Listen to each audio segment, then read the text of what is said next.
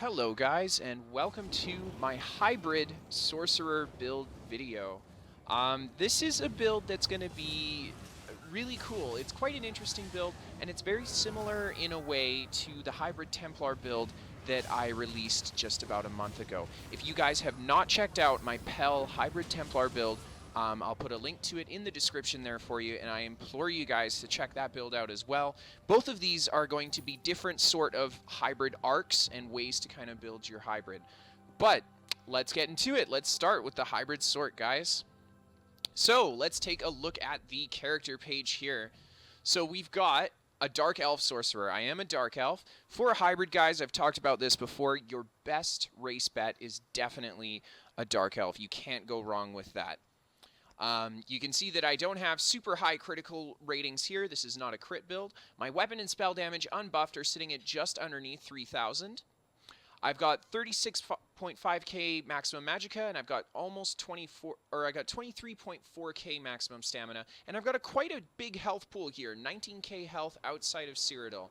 Now keep in mind, guys, that I am missing one of my Undaunted passives on this character at the moment. I also have an incorrect trait on one of my rings, so if I had my passives and the correct trait on my ring, I would be able to push 40k maximum Magicka on this build, as well as 25k stamina or so, and my max health would come up to about 20k as well.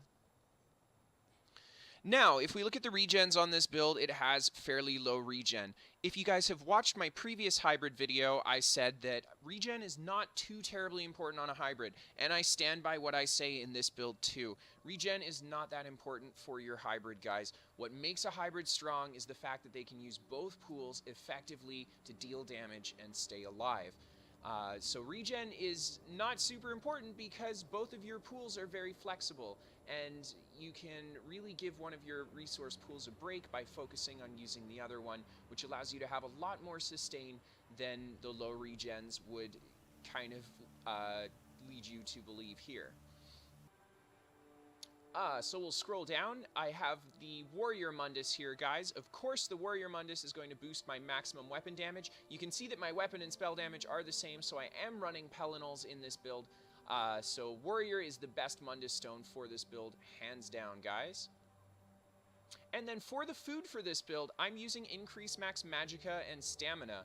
Now, I'm not using the tri-food, and we'll get into why I'm not using the tri-food once we take a little bit more of a look at the gear that I'm using. And of course, guys, I've dumped all my points into maximum Magicka. I am a sorcerer, and I am going to be using Hardened Ward as a defensive ability on this hybrid. This means that I need to have a high max Magicka pool because that is exactly what my Hardened Ward will scale off of. So dump all your points into max Magicka for this particular setup. Okay, for the consumables that I use, guys, I would recommend definitely you want to go with tripods. These are your best bet for this build. I played it a lot on live, and I played it a little bit on the PTS. I'm bringing this build to you guys from the PTS because the gear that I want to use for it isn't available on live yet, but it will be available in the future. So, like I said, guys, tripods are definitely your best bet for this build. They're going to give you health, Magicka, and stamina back. You can't go wrong with these. This just means that your staying power is going to be through the roof on this setup. I found for myself, playing the hybrid sorcerer, it has unbelievable amounts of sustain. I have very low regen on this build, but my staying power is so high, and it's just because of how the build synergizes well together. Tripods on top of that make this build an absolute monster.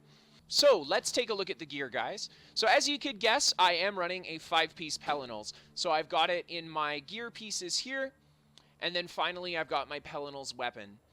Now, Pelinal's so important for this build. It's going to give you a little bit of max health, the stamina, and Magicka recovery. These aren't so bad. It's great for a bit of sustain. What is the big part of Pelinals on this build is that it will make your weapon and spell damage the highest of the two values. So when we look at my weapon damage buffed on my Destro staff, we're looking at 3,462 weapon damage, and the same as our spell damage, and we only need to use our Major Brutality buff in order to get our weapon and spell damage fully buffed up. Now, all of this gear, guys, is enchanted with tri-stat glyphs.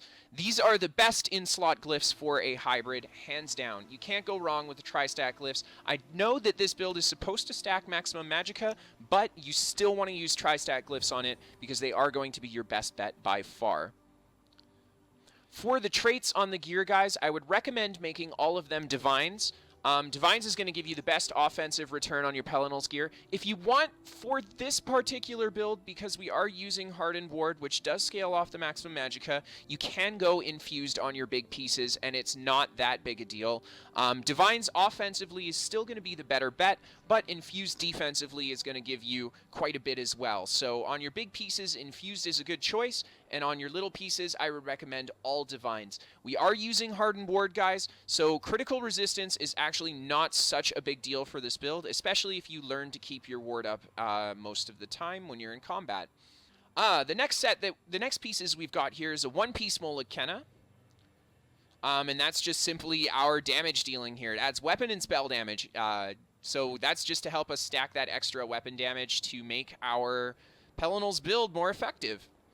And then the next 5-piece that we've got here, guys, is Trainee. This is a new set that's getting added in 1 Tamriel. So on the live game, as it stands, when this video is coming out, this set will not be available to you on live. Now, it will be available on the live game in about 3 weeks. So I did want to use it for this build because it made this sorc more powerful than it was on live for me. So I'd recommend for the Trainee that you use the jewelry. Now, I say this because I went out and I looked for Trainee pieces myself, and I'll show you guys what I got in my bag here. All the Trainee stuff drops in training traits if you get weapons or armor. Now, this really sucks. Because it's great for the newer players because they can level up their abilities faster with this new Trainee gear, which drops in the starting areas. But for the more high-level players, it's going to be a little trickier for you to find Trainee gear with the right traits on it. So that's why I say, guys, you want to use Trainee for your jewelry. You can see here that I went around and I farmed it a little bit on the PTS. I spent a couple hours getting these rings, guys. They were not too terribly difficult to get. I just ran around picking up chests in the starting islands. So ideally you want to go with 3 arcane on your jewelry. I have the arcane ring, the 2 arcane rings, and then I've got 1 robust necklace. Robust is still a good choice, especially if you're playing a hybrid. If you remember from the last hybrid video I put out, guys, I said if you're going to play a hybrid and put traits on you're picking the traits for your rings, you either want to pick robust or arcane. You don't want to pick healthy. And I stand by that, guys. This build has a lot of maximum health. If you look at the 5-piece on the Trainee gear, increase your max health, Magicka, and stamina by 2,369. That's a huge amount of raw max stat. And this is part of why we can use the blue food that increases our max Magicka and our maximum stamina instead of going for the tri-food. Yes, the tri-food would give us the health bonus as well, but we have a lot of max health already on this build, and if we go for the blue food, you'll get a bonus 1,000 Magicka and stamina as opposed to going with the purple tri-food. And of course, guys, all of these are going to be enchanted with maximum weapon damage because we do want to stack that weapon damage for our Pelinal's bonus. And if we take a look at our gear here again, you see that I'm running 5 medium, 1 light, 1 heavy. Taking advantage of those undaunted passives is so important, guys. So you want to do your best to do that. And also getting that undaunted to level 9 is very important as well. I've got Infused on my greatsword with my increased weapon damage and spell damage enchant. So this makes my greatsword kind of like my buff bar. This is a little bit interesting to use, and it takes a little bit to get used to using my greatsword, using the greatsword as a buff bar, because pretty much what you're going to do is use your gap closer to buff your character.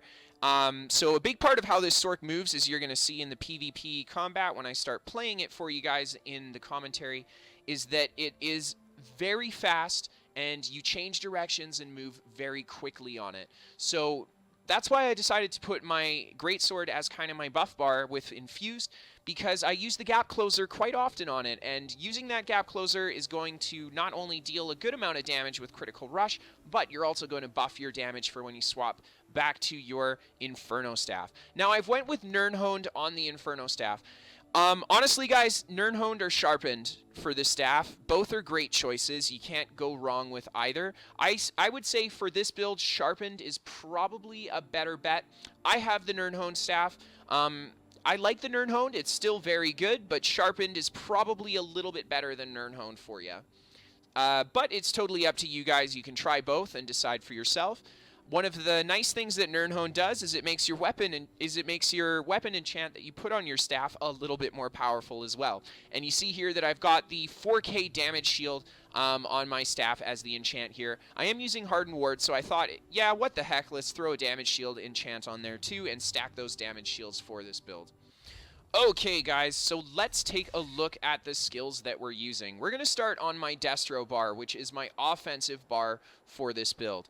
The first ability we have here is Force Pulse. This is kind of your really mean spammable attack. Fully buffed, this tooltip gets pretty high on my Dark Elf here. I'm sitting at over an 8k tooltip on it. That's really good. This is a lot of damage for Force Pulse, especially for a 28 meter spell that costs this little. This is an incredibly high damage dealing ability, so you can't go wrong with Force Pulse, guys. Of course, if you have other enemies that are afflicted with any of the side effects that the Destro staff gives, they will take damage from the Force Pulse as well if they're standing next to the guy you're hitting. But for the most part, this is going to be your single target attack that you're going to use to proc your frags, and as well as deal damage when your frags aren't up. The next ability we have on my offense bar here is Crystal Fragments. This ability is so powerful, guys. I'm sure anyone who's played a sorc has played with this ability. You get it to proc. I would recommend never hard casting this ability when you're playing in PvP, unless you're attacking from stealth or behind a line of allies. You can hard cast it, but for the most part, you should never hard cast frags. You should always wait until it procs off of one of your other Magicka abilities. The next ability that I have on this bar, of course, is Hardened Ward, guys. Hardened Ward is going to be your primary defensive ability for this build. It is a hybrid sorc, but holy, Hardened Ward is such a good defensive ability for a sorcerer. It's incredibly powerful, so that's why I say, guys, stack that max Magicka on this build and use Hardened Ward. It works very well for this setup. The next ability that I have on the bar here is Streak. Now, I went with Streak because it is a very powerful offensive AoE, and it is also a very powerful movement ability. Now, you mix these things together, and you come up with a incredibly mobile and destructive sorcerer. I'm not going to lie, guys. I have used Streak so offensively for this build. Now, one of the things that this hybrid sorc can do with Streak that your standard sorc that's playing a Magicka spec can't do is a hybrid sorc can actually spam Streak. And I'll show you guys how you can spam Streak on this build in just a second. I'll show you how fast you can pump your maximum Magicka back up. But this is your primary AoE damager for this setup.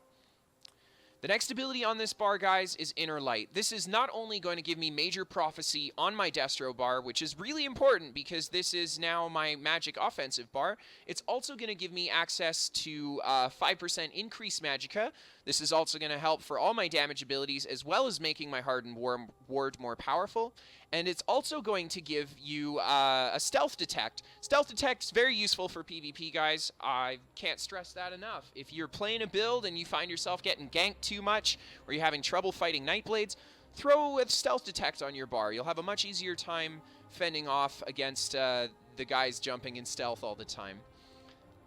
And then finally, guys, the last ability that I have on this bar is Flawless Dawnbreaker. I do have the Nirnhoned staff, so Flawless Dawnbreaker synergizes really well with the Nirnhoned staff, allowing me to push almost 3,500 weapon and spell damage with my rally buff, and then I'm sitting at just about 4,100 weapon and spell damage with my proc off my Infused Greatsword. So this is an excellent ability. It is a physical damage ultimate, but we are playing a hybrid, so that means that this Flawless Dawnbreaker is actually going to be very useful on your sorc still. It's a powerful ultimate, a huge AoE, and it's going to deal a nice amount of damage over time as well. Okay, so let's take a look at the Greatsword bar. So this is kind of like your buff slash your sustain bar for this build, guys. The Greatsword bar is not really the offensive counterpart to this setup.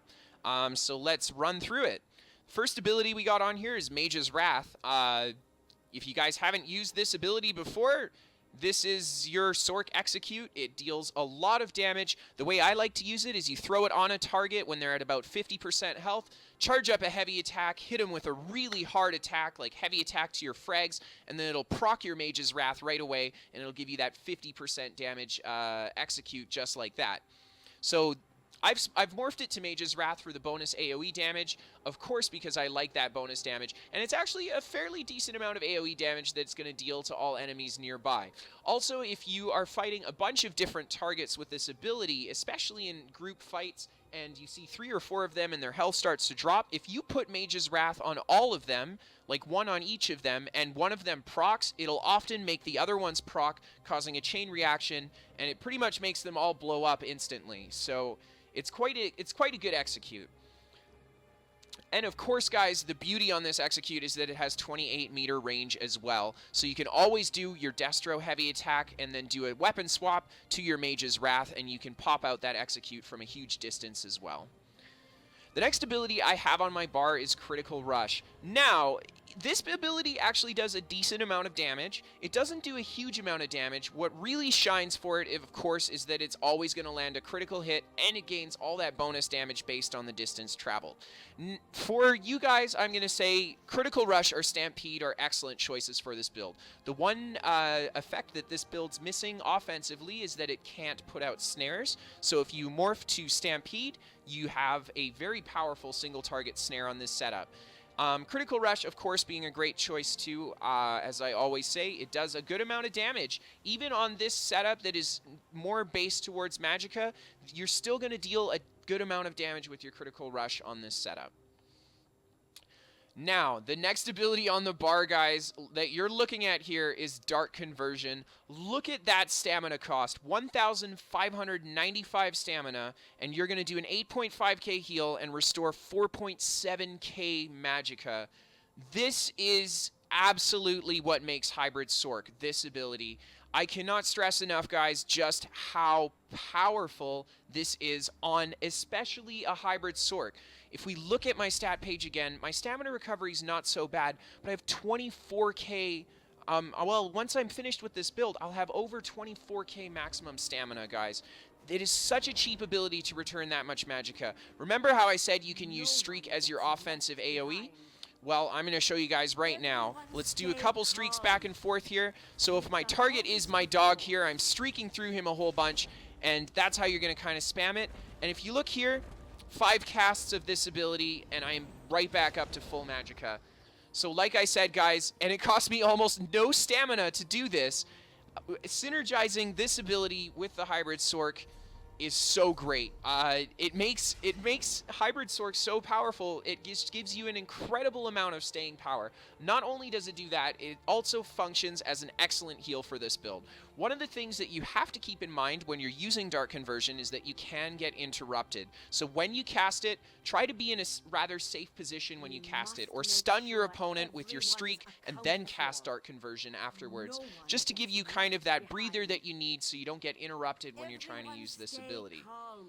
So, the next ability on our bar, guys, is Rally. This is going to provide us with our Major Brutality buff, which is going to increase our weapon damage by 20%. Of course, we're running the Pelinals Aptitude set, so that means that that weapon damage will also be translated over into spell damage. And also, this is going to be your primary heal for the build. Rally actually worked really well as a heal on this build. I didn't think that it would be that great on its own because I didn't have a lot invested into stamina, but it actually turned out to work quite well, especially if you cast it in between Dark Conversions. You have quite a bit of healing power on this build. Of course, guys, when you're playing defensively, you want to keep your ward up and then go for your heals. And then finally, the last ability that I have on this build, guys, is Boundless Storm. This gives me access to my Major Expedition buff, increasing my movement speed. It's also going to give me Major Resolve and Major Ward, which is going to increase my physical and spell resistance. The shock damage that it deals isn't bad. It's a decent amount of AoE shock damage, but it doesn't have a lot of range. The big things that you're getting from this ability is going to be your speed buff and your armor buffs. And then finally, guys, we have Suppression Field.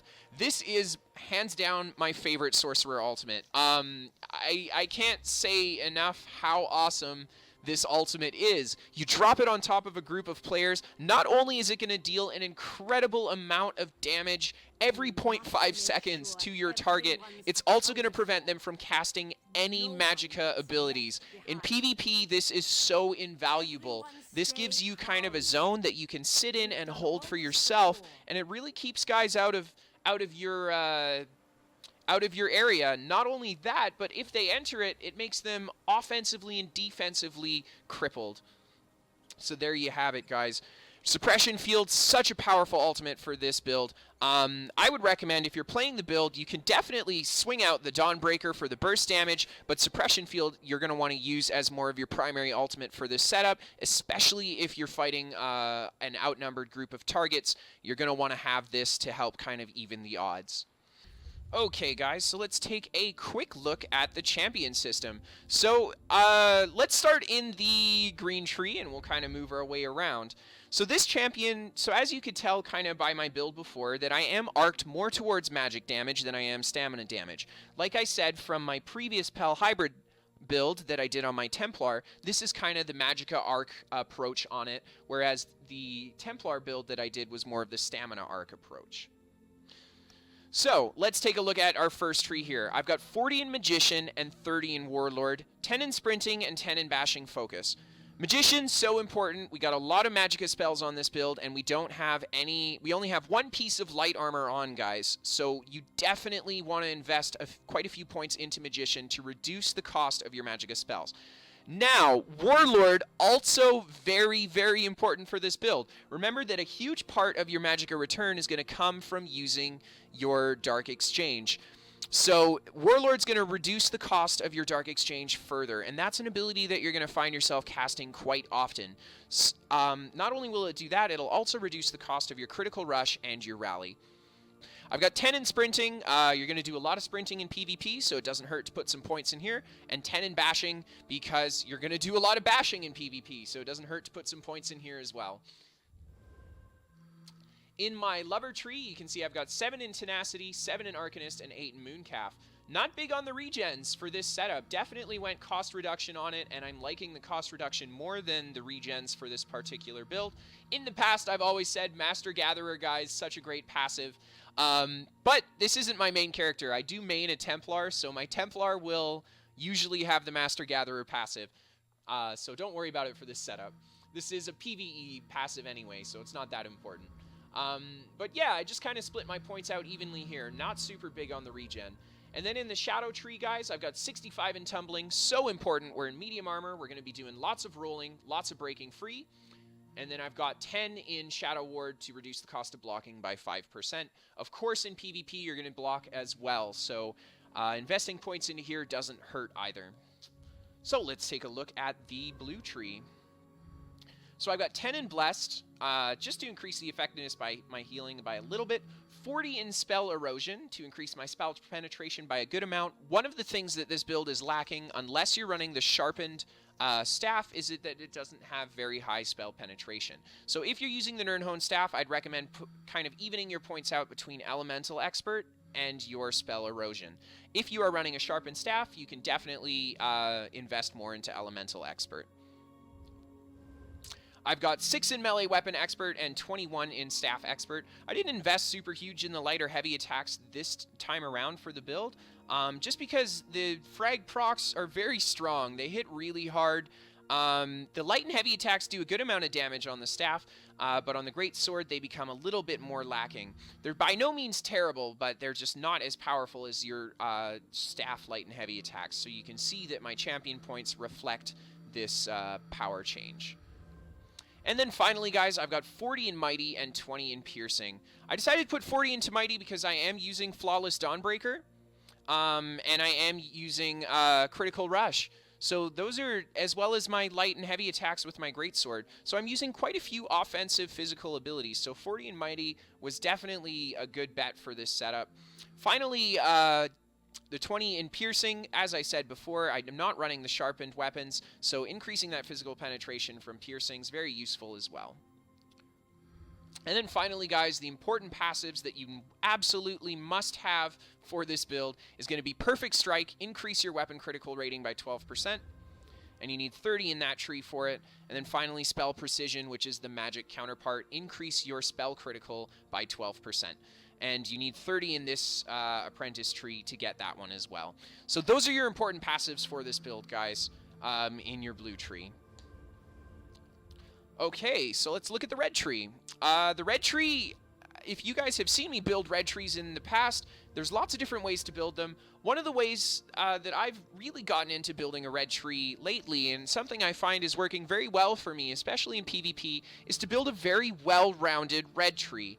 I've got 10 in medium armor focus to increase that physical resistance, 10 in spell shield to increase the spell resistance, 10 in resistant to increase my critical, or reduce the incoming critical damage I take. And then I've got 10 in thick skin to reduce the amount of damage over time I take, 14 hardy, 13 elemental defender. It's going to decrease both my physical and magical incoming damage as well. Then finally, I've got 10 in expert defender to decrease the incoming light and heavy attack damage, 30 in quick recovery to increase the amount of healing that I receive, and then finally 80 in bastion. Remember how I said Hardened Ward is going to be your primary defensive ability. Don't neglect Bastion for this build, guys. It's so important, especially once you get your Magicka past the 35k mark. You want to make sure you got a lot of points in Bastion. It'll make your ward more and more and more powerful, giving you that really powerful Sorcerer shield that just kind of makes you really tanky. I mean, it's a huge damage shield. It's one of, if not the best damage shield in the game. So you really want to focus on Bastion in your red tree. And I think one thing to note here, guys, is that Unchained is not a really effective ability for this build. You don't want to invest in Unchained, and I say that because you don't have a lot of stamina-based abilities that you cast. This is more of a Magicka Arced hybrid. You do have some stamina abilities, but you just don't get enough return out of Unchained, especially because then you can't invest into Bastion. Alright guys, so now we're going to take a little bit of a look at this sorc in action. So here is the PvP commentary. So this fight here, I'm in the sewers, and these guys just kind of jump on me while I'm looking at my bag. So the first thing I do is quickly break line of sight, get my shield up, make sure that I have my buffs up, my rally, and my armor. And then I start attacking these guys. They dropped a negate at this tunnel here, which is, I didn't know why they did it, not really sure, but they dropped it. So they start beating on me here, and you guys see I'm just going in between my stun and my rally kind of, and my ward, keeping them locked down. I drop the negate here, and I get a really quick crushing shock into execute off, and I absolutely nuke that poor guy in my negate. This guy tries to roll dodge away, and you see the lightning blade execute right there. So much damage. So there is a look at the firepower of this build, guys. It's really strong. You just gotta use your combos right. So this next fight here, we're kind of in, this is a more long drawn out fight in a field. You saw the first guy there just kind of got clipped by my frags. Poor sucker got nuked. I don't manage to get the kill on this guy, but this is a great video that kind of showcases the movement of this build and how it kind of works. So you see I've got these 4 guys on top of me here. There's a lot more DC behind the rock on the other side there too. So I'm just trying to hold this side of the rock, and I think I do an okay job here. I managed to get a kill off on that guy there. I still got the DC pelting at me. Of course, you see how often I'm casting my Hardened Ward when I have pressure on me, guys. Hardened Ward's such an important defensive skill for this build. The #1 thing that you can learn for this setup is to keep that Hardened Ward up. Sorc 101. But you see there, my Magicka was nearly gone. Just a few really quick pumps, and my Magicka's right back up. I go for a bit of a Zerg dive here, drop the Dawnbreaker, and you see that I'm just using my streak to move around as good as I can here. Really just trying to troll these guys, get some damage done. They pop the barrier. I decide, okay, I'm not going to kill anything. Time for me to get out of there. I hold the block and streak out, of course pounding those wards so I can get out safely. Now you see this build, when it looks like it's kind of in trouble, is when your stamina is really low. This guy hits me with the stun, and then he backs off, so I decide not to break it, conserve that stamina, and I get right back to holding my spot on the hill against these other DC players here. I'm just trying to get them to push down a little bit, get a little bit aggressive on me. You see, I'm just giving my stamina a little bit of time to recharge, and I can really sustain my Magicka just by being very careful with my stamina bar. This is when you're going to play your sorc a lot like a Magicka sorc, very little roll dodges, just to conserve that stamina bar so you can keep your wards up. And as you can see here, I managed to hold off just long enough for my potion to come up. Bam, pop the potion, back to full resources, and we're going to keep fighting these guys. We have a couple more EP players trying to help me push up this hill here, but for the most part, I think DC is going to back up here, and we're going to push up into them. I'm going to push up into them behind them on the rock there. So you see, we're just a little cautious with the DC players here. I'm not really sure where this group of players is going to go. I see the guy with low health here, and I try to get the execute off on him, but they just heal him. I cannot execute this guy. He must be wearing some tanky sets that do not allow me to. So I am forced to retreat yet again. You see how low my resources get? Just wait for my potion to come up, and as I said, guys, tripods so powerful for this build. One tripod pop, and there you go. I'm right back up to full stamina, and I do have the option, of course, to get my max Magicka going again. I put the execute on him, and I streak through him. It's not enough damage to kill him. And then quick heavy attack into this guy to finish him off. And here you guys can see just how powerful my Dark Exchange is, guys. I go from 0 Magicka all the way right back up to about half a bar, and then I engage on these guys right away. You see I use the streak offensively to finish that guy off. Remember what I said, guys, streak's such a powerful ability for this build. Not only is it a powerful AoE, but it is also a stun and mobility, so you cannot overlook streak. So after getting behind the Zerg on the hill here, we kill off the 2 guys on the hill. And I'm just kind of left to pick at the back of this group here. They're healing each other up, so I'm not able to get anybody killed from the distance that I'm at. I go back behind my rock, of course, retreating. You see just how effective tripods are. My stat pools are so strong on this setup just because of those tripods. Every time I need them, it's like, bam, full resources. You have 45 more seconds to waste all your resources again. So I get in a fight with this guy on the hill here. I put the frags into him, into the Dawnbreaker, and of course the execute. He doesn't die from the first one, so I do the staff heavy attack, partially charged into the execute just to finish him off. And now we've got another guy on me. This Templar comes at me, and he starts smacking at me, and I make the wrong decision here. I go for the guy that was just rezzed, and I end up getting knocked down, and I get caught with my stamina below 5,000. And all it is a quick Radiant Destruction to finish me off.